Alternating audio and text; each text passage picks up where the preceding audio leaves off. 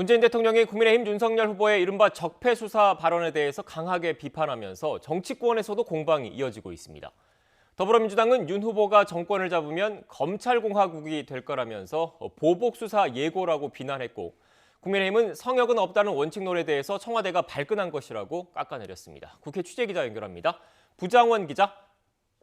네, 국회입니다. 네, 윤석열 후보의 이른바 적폐 수사 발언에 대해서 민주당도 전방위 공세에 나섰죠? 그렇습니다. 더불어민주당 윤호중 원내대표는 오늘 아침 회의에서 민주주의가 무법천지가 되는 게 윤석열 후보가 꿈꾸는 대한민국의 청사진이냐고 강하게 비판했습니다. 윤 후보가 보복 수사까지 공약해놓고 문제될 게 없다는 식의 뻔뻔한 반응을 내놓고 있다면서 정권을 잡으면 특검 사단의 손아귀에 나라가 놀아나는 검찰공화국이 될 거라고 주장했습니다. 청와대 출신 여당 인사들도 비판 대열에 가세했는데요. 민주당 선대위 정무조정실장을 맡고 있는 윤건영 의원은 오늘 아침 MBC 라디오에서 한마디로 공개적인 정치보복 선언이라 본다며 대선 후보가 죄도 없는 현직 대통령을 사실상 수사하겠다고 공언한 셈이라고 지적했습니다. 그러면서 염치도 친이도 상식도 없는 오만함에 극치라면서 윤 후보가 여전히 대선 후보라기보단 검찰주의자의 벽을 넘지 못하고 있는 것 같다고 꼬집었습니다. 앞서 최지성 전 청와대 정무수석도 어제 저녁 MBC 라디오에 출연해 윤 후보가 정말 미친 사람이 아니라면 저런 이야기를 해놓고 보복이 아니라고 부인하는 게 훨씬 더 비열하고 공포스럽다고 비판했습니다. 이런 가운데 이재명 후보의 배우자 김혜경 씨의 과잉 의전 논란을 둘러싼 후폭풍도 이어지고 있습니다. 어제 김 씨가 사과문 발표 이후 일주일 만에 기자회견을 열고 모두 자신의 불찰이라며 공개 사과를 했는데 의혹이 이어지며 후보 지지율까지 발목을 잡자 직접 사과로 국면 전환에 나선 겁니다. 하지만 국민의힘은 주어도 없고 목적어도 없는 참 희한한 8분짜리 사과쇼였다고 평가절하했습니다. 국민의힘 권영세 선대본부장은 아침 회의에서 김 씨가 뭘 사과했냐는 질문에 동문서답만 내놔 그 남편의 그 부인 부창부스란 말이 절로 떠올랐다며 철저한 수사를 촉구했습니다.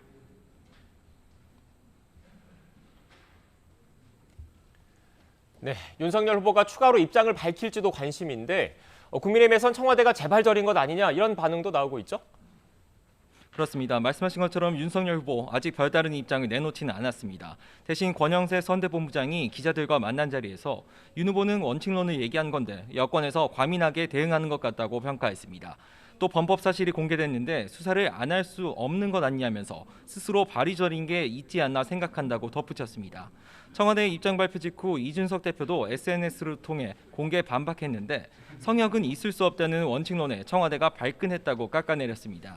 또 이렇게 급발진하면서 야당 후보를 흠집내려는 행위는 명백한 선거 개입에 해당한다며 앞으로 28일간 청와대가 야당 후보를 사사건건 트집 잡아 공격하려고 하는 전초전이 아니길 바란다고 꼬집었습니다. 윤 후보의 구체적인 입장은 오후 공개 일정 이후 나올 전망인데요.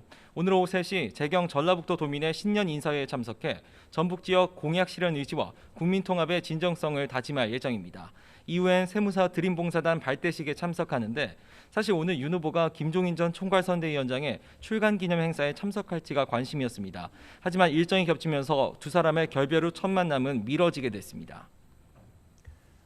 네, 다른 후보들 일정도 정리해 주시죠. 네, 우선 국민의당 안철수 후보는 오늘 오전 중앙선거대책위원회 회의를 열고 현안 논의와 대선 전략을 점검했습니다. 후보 등록을 사흘 앞두고 단일화 논의가 점점 뜨거워지고 있는데 안 후보는 오늘 언론 인터뷰에서도 대선 끝까지 갈 거라는 기존 입장을 재확인했습니다. 특히 서로 신뢰하면 10분 안에도 끝낼 수 있다는 윤석열 후보의 단판 제안에 대해 일방적으로 통보하고 자신 위주로 하겠다는 말로 들려 우려스럽다며 불쾌감도 내비쳤습니다.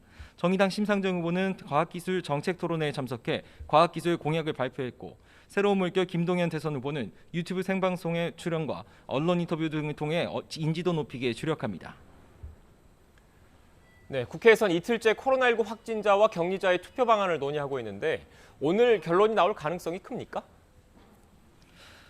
그렇다고 봐야 할 것 같습니다. 국회 정치개혁특별위원회는 20대 대선에서 코로나19 확진자와 격리자의 투표권을 보장하는 방안을 다시 논의하고 있습니다. 어제에 이어 이틀째인데요. 앞서 여야는 대선 당일과 사전투표일 가운데 하루, 이렇게 이틀 동안에 투표 종료 시간을 오후 6시에서 밤 9시까지로 연장하는 법안을 발의했습니다.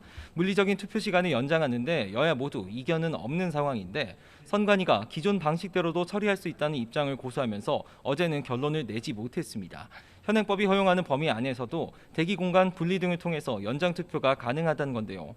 일단 여야는 오늘 안엔 결론을 내리겠다는 의사가 확고한데 이번 결정에 따라 대선당의 개표 시간 역시 바뀔 수 있어 어떤 결과가 나올지 주목됩니다.